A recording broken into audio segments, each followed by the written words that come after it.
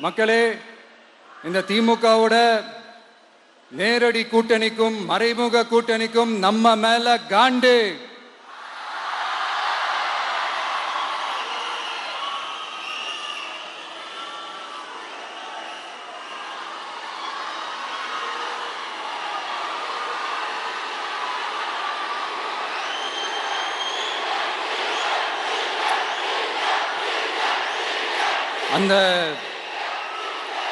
அந்த காண்டுக்கு ஒரு காரணம் என்ன தெரியுமா?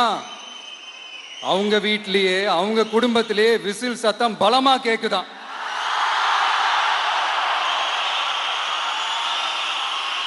அடுத்த காண்டு அது இந்த சில பல கோடிகளை கொடுத்து நம்ம தமிழ்நாட்டு காங்கிரஸை பையில போட்டுக்கிட்டாங்க. யாரு? ஸ்டாலின் சார். ஆனா உண்மையான காங்கிரஸ் யாரு பக்கம் நிக்குது? நம்ம பக்கம் நிக்குது. சிறுபான்மை மக்களோட அந்த திமுக சாயம் வெளுத்து போச்சு. இந்த விஜய் என்னடானா மதச்சார்பற்ற கொள்கையோட உண்மையான ஒரு முகமா இருக்கிறானே.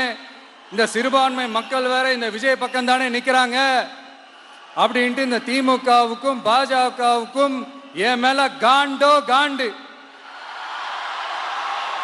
அதுக்காக நாம் என்ன செய்ய முடியும்? இந்த 33 வருஷமா ஒவ்வொரு வீட்டுக்குள்ளேயும் ஒவ்வொரு மனசுக்குள்ளேயும் போறதுக்கு நாம் பட்ட பாடு எனக்கு தானே தெரியும். அதனாலதான் நான் முன்னாடியே சொன்ன மாதிரி கட்சி ஆரம்பிச்சுட்டு ஒவ்வொரு வீட்டுக்குள்ளேயும் நாம் போல, ஒவ்வொரு வீட்டுக்குள்ளேயும் போனதுக்கு அப்புறம் தான் கட்சியாவே ஆரம்பிச்சிருக்கிறேன்.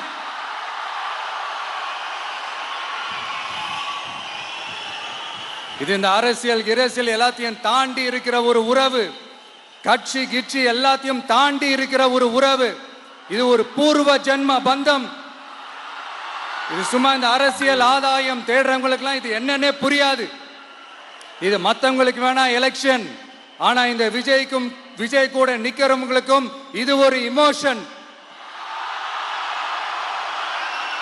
நான் சந்தோஷப்பட்டா மக்கள் சந்தோஷப்படுறாங்க, மக்கள் சந்தோஷப்பட்டா நான் சந்தோஷப்படுறேன். எனக்கு ஒண்ணுனா மக்களுக்கும், மக்களுக்கு ஒண்ணுனா எனக்கும். கண்ணு கலங்கும்.